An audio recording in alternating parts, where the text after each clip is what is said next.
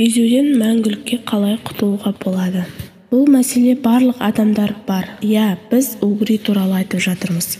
Кейде осы пәледен құтылу мүмкін емес секілді көрінеді. Қазіргі таңда одан құтылуға көмектесетін әртүрлі процедуралар бар. Көбінесе ол қымбат салондарда жасалады. Қалай ойлайсыз, үй жағдайында угриді кетіруге бола ма? Оның қосымша жолдары бар ма? Менің каналыма тіркеліп, лайк басып қолдап кетіңіздер.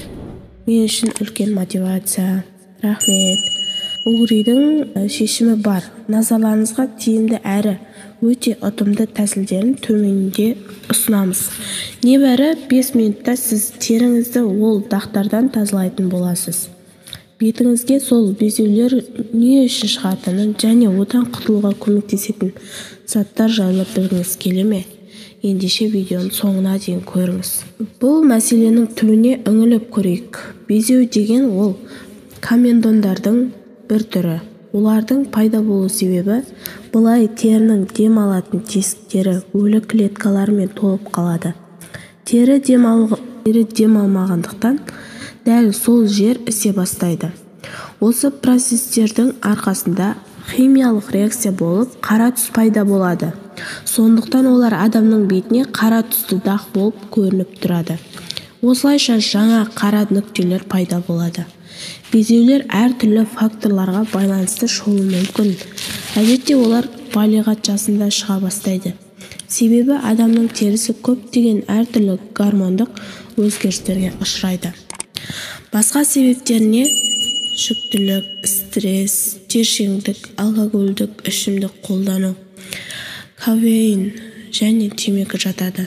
Бұл темекі тастауға тағы бір мықты себеп десек болады. Есіңізде болсын, тері бетін дұрыстап тазаламағандықтан немесе майлы қоспаларды ретімен қолданбағандықтан да безеу шығады. Кейде біз безеу деп ойлаған нәрсе анығында безеу болмай шығады. Қалайша дейсіз бе? Жарайды, түсіндіріп көруге тырысайын. Егер жақсылап айнаға қарасаңыз, мұрныңызда кішкентай безеуге ұқсас қара түсті нүктелер байқайсыз. Негізінде ол небәрі тері бетінде орналасқан терінің майы мен бітеліп қалған тесіктер. Сол үшін оны безеумен шатастырмаңыз. Ол қалыпты жағдай. Безеулер үлкендеу, бетінде қара түсті анық көрінген дағы бар. Дөңгелек пішіндес, қаттырақ болса, сарғыштау және жұмсақ келеді. Теория жеткілікті деп ойлаймын. Әрі қарай тәжірибеде сол безеулерді қалай тазалауға болады, сол жайлы айтайық. Егер осы видеоны көріп отырсаңыз, безеу көбінесе бетке, иек астына, тіпті еріннің маңайына шығатынын жақсы білесіз. Бірақ жиірек олардың мұрнының үстіне орналасады. Лимон және тұз. Теріні безеуден тазалаудың өте ұтымды тәсілдерінің бірі бетке арналған тұз және лимон қосылған жылдам маска. Қалам алып осы оңай рецепті өзіңізге жазып алыңыз. Сізге 1 ас қасық тұз, жарты шай қасық лимон суы және 1 ас қасық таза су. Осылардың бәрін бір құтыда жақсылап араластырып, безеу бар жерге 2-3 минут жағыңыз. Ең дұрыс жолы безеу үстіне дөңгелетіп жаққан дұрыс. Осылайша сіз оны теріге дұрыстап сіңдіресіз. Маска кепкенге дейін 10-15 минут күтіңіз. Кейіннен бетіңізді жылы сумен жуыңыз. Одан кейін бетіңізді салқын сумен жақсылап жуыңыз.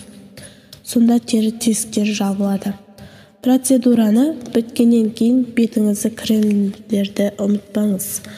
Осындай масканы аптасына 1 рет жасап тұрсаңыз, сонда нәтижелерді көре бастайсыз. Лимон бетті тиімді тазалауды қолданылатын мықты құралдардың бірі болып есептеледі.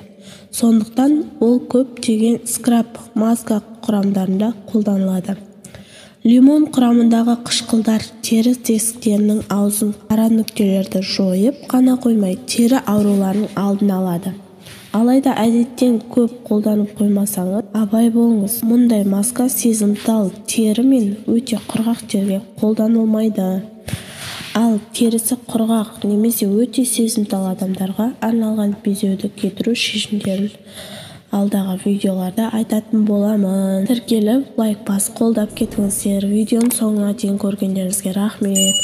Көптеп керекті видеолар салып отырамын. Тіркеліп, лайк басып қолдап кетіңіздер.